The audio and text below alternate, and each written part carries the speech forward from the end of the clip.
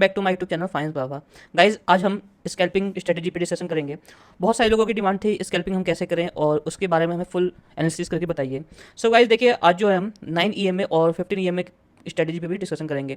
9 EMA बहुत लोगों ने सुना होगा, बट इसको कैसे हम स्कैल्पिंग में यूज़ करें इसके लिए बहुत सारे लोगों को स्ट्रेटजी नहीं पता होगी। देखिए गाइज, ये जो स्ट्रेटजी है ना, मैंने पिछले 2 साल से यूज़ कर रखी है। अब गाइज देखिए, मैं आपसे झूठ नहीं बोलने जाऊँगा, मैंने इस स्ट्रेटजी को यूज़ करके 80% प्रॉफिट बनाया है, ठीक है, और 20% का लॉस भी हुआ है। मीन्स मेरे को 10 में से 8 टाइम्स प्रॉफिट हुआ है और 2 टाइम्स लॉस हुआ है। तो गाइस, कोई भी स्ट्रेटजी अगर फेल होती है तो वो एक अच्छी स्ट्रेटजी है, क्योंकि आपको कोई ऐसा कहे कि स्ट्रेटजी 100% सक्सेसफुल है तो गाइस वो आपको फुलिश बना रहा है, क्योंकि मार्केट आप जानते हैं कि ऑपरेटर्स के हाथ में है और किसी के पता नहीं है कि किस साइड आएगा। तो गाइस, अपने वीडियोस में आगे बढ़ाते हैं। देखिए, ट्रेडिंग 2-3 टाइप की होती है। एक ट्रेडिंग होती है गाइस स्कैल्पिंग। स्कैल्पिंग में क्या होता है ना कि हम एक सिंगल कैंडल में आप प्रॉफिट लेके चले जाएंगे। अब सिंगल कैंडल का मतलब ये है, यहाँ हम एंट्री बनाएंगे, यहाँ प्रॉफिट बुक करके चले जाएंगे। इसके बाद गाइस दूसरा जो ट्रेडिंग होती है वो पोजिशनल ट्रेडिंग होती है। पोजिशनल ट्रेडिंग में क्या होता है गाइस कि हम मार्केट ओपन हुआ सुबह 9:15 पे और हमारी जो भी पोजीशन थी, मान लेते हैं मंडे ट्रेडिंग में हमारी कॉल की पोजीशन थी, हम कॉल पे एंट्री बनाएंगे और उसको मैक्सिमम ट्रेल करेंगे और प्रॉफिट बुक करेंगे। अब गाइस एक और पोजिशनल ट्रेडिंग होती है जो मंथली बेस पे होती है, जिसे मान लीजिए किसी का लॉन्ग विजन है, ठीक है, उसे पता है कि निफ्टी या बैंक निफ्टी जो है 19,000 से गिर के 18,000 तक आएगा, तो वो पहले से 19,000 की पुट लेके बैठ जाएगा लॉन्ग टर्म में, मंथली वाला फ्यूचर में, और फिर उसको ट्रेल करेगा। बट गाइस प्रॉब्लम क्या है ना, जो ऑप्शन ट्रेडर होते हैं, ठीक है, ऑप्शन बाइंग में खासतौर पे जो स्मॉल ट्रेडर होते हैं उनके साथ ऐसा नहीं होता। वो डेली बेस पे ट्रेडिंग करते हैं और 5K to 10K का लॉस बुक करेंगे, बट गाइस कभी भी वो प्रॉफिट नहीं बुक करते हैं। ऐसा क्यों होता है? क्योंकि वो पोजिशनल ट्रेडिंग करते हैं, ठीक है। आप सबको पता है कि पोजिशनल ट्रेडिंग करने में ऑप्शन बायर्स को ज़्यादा पैसा नहीं मिलता, ट्रेंडिंग डे बहुत ही कम होते हैं। आपको 10 में से 3 दिन ट्रेंडिंग डे मिलेंगे और 4 से 5 दिन आपको साइडवेज मिलेंगे, ठीक है, और 2 से 1 दिन आपको वोलेटिलिटी वाला डे मिलेगा। तो गाइस ऐसे में ऑप्शन बायर्स प्रॉफिट नहीं बना पाते हैं। अब चलते हैं गाइस, हम अपने वीडियोस पे आगे बढ़ते हैं। अब देखिए, हमें करना क्या है।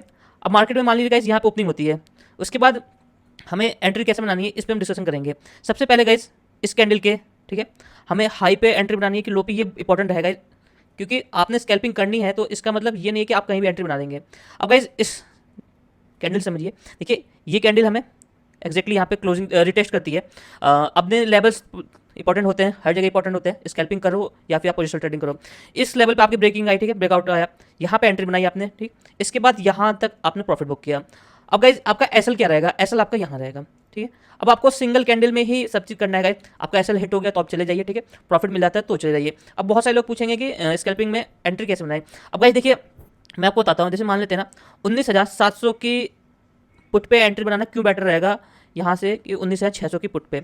आपको पता होगा गाइज, ठीक है, कि इन द टाइम मनी, ठीक है, आईटीएम, ओटीएम और एटीएम, ठीक है, इनमें डिफरेंस क्या है ना। देखिए आईटीएम पे जो डेल्टा होता है, आईटीएम पे जो डेल्टा होता है वो 0.6 होता है, 0.6 होता है। वहीं एटीएम पे डेल्टा जो होता है वो 0.5 होता है, ठीक है। अब देखिए, अगर मार्केट जो है 19,700 से नीचे आता है, ठीक है, 19,600 की तरफ, तो जो 19,600 की पुट है ना गाइस, ये इन द टाइम मनी है, और यहाँ पे जो है जो हमारी मतलब कि इंक्रीमेंट होगी वो 0.6, यानी पॉइंट जो है ना आपको गाइस कहीं 30 पॉइंट्स की इंक्रीमेंट देखने को मिलेगी। मतलब इन द टाइम मनी में अगर वहाँ से मार्केट आगे बढ़ता है, ठीक है, 19,700 से नीचे आता है पुट पे, तो हमारा मान लीजिए वैल्यू अगर 50 थी तो वो वैल्यू 80 तक पहुँचेगी, मार्केट अगर अच्छा खासा मोमेंटम देता है तो। इसके बाद एटीएम में क्या होगा गाइस, अगर हमने 19,600 की पुट को होल्ड कर रखा है, ठीक है, तो यहाँ पे जो हमें मोमेंटम मिलेगा वो 10 से 15 पॉइंट का ही मिलेगा। तो guys in the time money आपको करने में ये फायदा रहेगा कि आप स्कैल्पिंग करेंगे और सिंगल कैंडल में प्रॉफिट बुक करके चले जाएंगे। चैनल सब्सक्राइब करें। में 9 ईएमए और 15 ईएमए को यूज़ करने का मैं आपको बताता हूँ तरीका।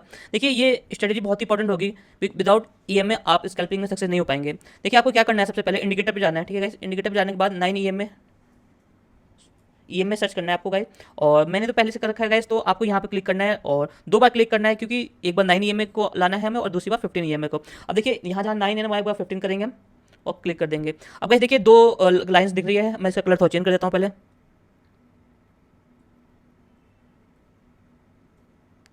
अब गाइस देखिए जो रेड वाली है वो हमारी 15 ईएमए है और जो ब्लू वाली है वो 9 ईएमए है। अब देखिए हमें कहाँ पे एंट्री नहीं बनानी है। अगर लाइंस बिल्कुल ऐसे चल रही हैं, ठीक है, इस जगह हमें एंट्री नहीं बनानी है। क्यों? क्योंकि यहाँ पे गाइस ऐसा लग जाएगा, स्टॉप लॉस तुरंत हिट हो जाएगा। अब आपको कहाँ एंट्री बनानी है? एक्जैक्टली 9 ईएमए कुछ ऐसा चल रहा हो और 15 ईएमए उसके पीछे ऐसा चल रहा हो, ठीक है। अब वो हमारी जो ये लेंथ है ना, इस लेंथ से आपको ये देखने को मिलेगा कि 13 डिग्री का गैप देखने को मिलेगा, 13 डिग्री का गैप देखने को मिलेगा। आपको एक्जैक्टली ऐसे ही डाउन साइड में भी एंट्री बनानी है 9 ईएमए के जस्ट, ठीक है, ये 15 ईएमए होगा गाइस और 9 ईएमए कुछ ऐसे होगा। और यहाँ से जब आप देखेंगे ना, यहाँ 13 डिग्री का गैपिंग होना चाहिए, ठीक है। ये 13 डिग्री की गैपिंग से आप जो है ये आप ये समझ सकते हैं कि हमें एंट्री बनानी है कि नहीं। क्योंकि आप देखिए लाइव एग्जांपल देखिए, यहाँ पे सेम एक्जैक्टली मार्केट में लाइन जो है इक्वल रेशियो में चल रही है, ठीक है। यहाँ पे आपका स्टॉप लॉस हिट हो जाएगा। अब यहाँ पे थोड़ा सा मार्केट उठा है और देखिए 15 9 ई एम में ऊपर साइड गया है और 15 ई एम में साइड में है। तो एग्जैक्टली आप यहाँ देखेंगे ना गाइस, तो 13 डिग्री की गैपिंग दिखेगी। आपको ऐसा लाइन ड्रॉ करने की कोई जरूरत नहीं है गाइस, बट आपको समझाने के लिए मैं कर रहा हूँ।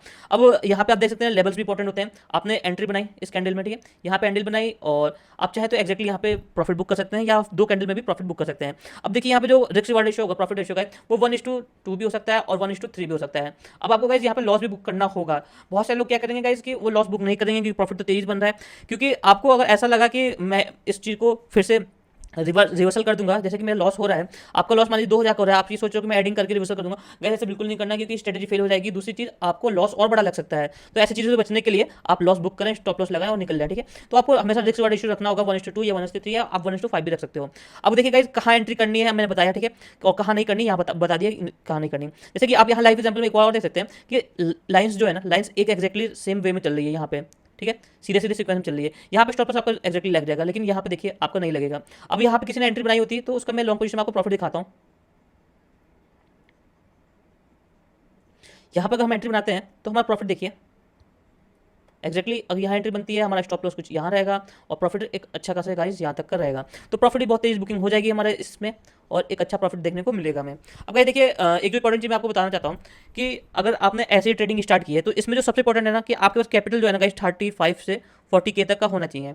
क्योंकि आप अगर 10,000 to 20,000 करेंगे ना तो आपको 1,000 to 2,000 का अगर लॉस लगता है, ठीक है, 1,000 से 2,000 का लॉस लगेगा तो आप फिर एंट्री नहीं बना पाओगे। और स्कैल्पिंग में हमें ज़्यादा क्वांटिटी में एंट्री करनी पड़ती है, प्लस आपको एंट्री करने के लिए आईटीएम यूज़ करना पड़ता है। आप सबको ही पता है कि आईटीएम की जो प्राइस होती है वो हाई होती है, एटीएम के प्रति चाहे ओटीएम के प्रति भी थोड़ी सी वैल्यूएशन हाई होती है। ओटीएम में गाइस आपको बिल्कुल एंट्री नहीं करनी, मैंने अभी आपको फिर से बताया था कि उसका डेल्टा बहुत जीरो कम से इंक्रीजमेंट होगा। ओटीएम में आपको स्कैल्पिंग में कभी भी एंट्री नहीं करनी गाइस, क्योंकि अगर आपने ओटीएम में एंट्री बनाई तो आपको अच्छा खासा मूवमेंट नहीं मिलेगा और आपको लॉस भी हो सकता है। क्योंकि प्रीमियम डीके आपको पता है कि ऑप्शन बायर का बहुत बड़ा दुश्मन है, जिससे प्रीमियम डीके देखने को मिल सकता है। अब देखिए ऑप्शन सेलर्स कैसे एंट्री बनाएंगे, अगर कोई कॉल को सेल कर रहा है, ठीक है, तो वो एंट्री यहाँ पे बनाएगा गाइस, एक्जैक्टली इस जगह पे वो एंट्री बनाएगा और एक्जैक्टली यहाँ पे प्रॉफिट बुक कर सकता है अगर वो चाहे तो, ठीक है। बट मेरा मानना है कि आप यहाँ प्रॉफिट बुक कर ले, फिर से एंट्री बनाए, ठीक है, और फिर से प्रॉफिट बुक करें। देखिए स्कैल्पिंग में गाइस एक इंपॉर्टेंट चीज़ क्या होती है कि आपको मल्टीपल एंट्री मल्टीपल एग्जिट करनी होती है। आपने मान लीजिए 5 बार एंट्री बनाई, ठीक है, 5 में से 3 बार आपको प्रॉफिट है, 2 बार लॉस भी हो सकता है सेम डे में ही गाइस। ऐसा कोई बड़ी बात नहीं है कि आपका लॉस लग गया। बट अगर गाइस आपका 3 लॉस लग रहा है और 2 प्रॉफिट हो रहा है तो मेरा मानना है कि आप इसको बैक टेस्टिंग और करें, पहले इसको और समझें, तब जाके फिर अप्लाई करें। और गाइज कभी भी विन विन सिचुएशन में लॉस नहीं करना चाहिए, ठीक है। इसके बाद गाइज देखिए ये हमारा बाय साइड का हो गया। अगर आपको गाइज ये वीडियो समझ नहीं आती है तो आप कमेंट सेक्शन में कमेंट करके बताएं, ठीक है। मैं आपको टेलीग्राम चैनल का लिंक भी दे दूंगा, आप उसमें मैसेज कर सकते हैं और वहाँ पे आके आप मुझसे पूछ सकते हैं। अब गाइज देखिए दूसरी जो इंपॉर्टेंट चीज़ है ना, लेवल्स बहुत इंपॉर्टेंट हो गए, लेवल्स के साथ ही ये मार्केट चलेगा। दूसरी चीज़ गाइज आपको कब एंट्री नहीं करनी, ये एक और भी बड़ी चीज़ बताता हूँ मैं आपको। क्या है ना गाइज कि जैसे कि आपने बैंक निफ्टी में एंट्री बनाई, ठीक है, या निफ्टी में एंट्री बनाई, लेकिन आपको क्या लग रहा है कि हमें एंट्री जो बनानी है वो कॉल साइड बनानी है, बट बैंक निफ्टी में एक्जैक्टली वहाँ पे मोमेंटम जो है स्ट्रेंगल सा हो चुका है या फिर वो कंसोलिडेशन सा हो गया है। अब जैसे कि ये हम फ्राइडे ट्रेडिंग डे का देखते हैं, यहाँ पे एक्जैक्टली आपने पुट साइड पे एंट्री बनानी थी, ठीक है, आपके हिसाब से, बट बैंक निफ्टी को हम देखते हैं बैंक निफ्टी क्या कर रहा है, बैंक निफ्टी भी कॉल साइड मोमेंटम बना रहा है, तो हम एंट्री बनाएंगे गाइस, ठीक है। अगर बैंक निफ्टी अंगेज चल रहा है, ठीक है, या बैंक निफ्टी कुछ इस तरीके से ट्रेडिंग कर रहा है, ऐसे करके गाइस, ठीक है, ऐसे कर रहा है, तो आपको मैक्सिमम चांस है कि अपसाइड मोमेंटम दे दे, ठीक है, अगर डाउन साइड भी दे सकता है। तो इसलिए गाइस हमेशा आपको एक चीज़ इंपॉर्टेंट करनी है कि आप अपने मोबाइल में लैपटॉप में दोनों साइड इंडेक्स को खोलें, निफ्टी भी खोलें बैंक निफ्टी भी खोलें और तभी स्ट्रेटजी को अपनाएं। क्योंकि बहुत सारे लोग क्या करते हैं गाइस कि वो स्ट्रैंगल्स तो अपनाना चाहते हैं, ठीक है, और बट वो स्ट्रेटजी में स्कैल्पिंग स्ट्रेटजी में ये भूल जाते हैं कि निफ्टी और बैंक निफ्टी के अगर हम अंगेज चलेंगे, ठीक है, वो एक साथ चलने वाली चीज़ें गाइस, अगर अंगेज जाती है तो आपका लॉस हो सकता है। अब गाइस देखिए मैंने इसमें सारे एस्पेक्ट्स पे बात कर ली है, ठीक है, आपको ये भी बताया कि 9 EMA को कैसे यूज़ करें, 9 EMA और 15 EMA। इसमें मैं एक बार आपको और फिर से बता देता हूँ, 9 EMA हमेशा ऊपर रहेगा, 15 EMA से नीचे रहेगा, ठीक है। चाहे मार्केट नीचे भी आता है तब भी 9 EMA नीचे रहेगा, ठीक है, और 15 EMA ऊपर रहेगा इसके। एक्जैक्टली 9 EMA के पीछे ही 15 EMA रहेगा गाइस, और 9 EMA का मतलब है एक्सपोनेंशियल मूविंग एवरेज डे। अब देखिए मार्केट पुट साइड भी आया है, तब भी 9 EMA हमेशा आगे रहा है और 15 EMA पीछे रहा है। तो गाइस ऐसे में आपको एंट्री बनानी है, और आपको अगर और कोई प्रॉब्लम होती है तो कमेंट सेक्शन में कमेंट करके पूछ सकते हैं। अगर आपको वीडियो गाइस अच्छी लगती है तो please like and subscribe. Thank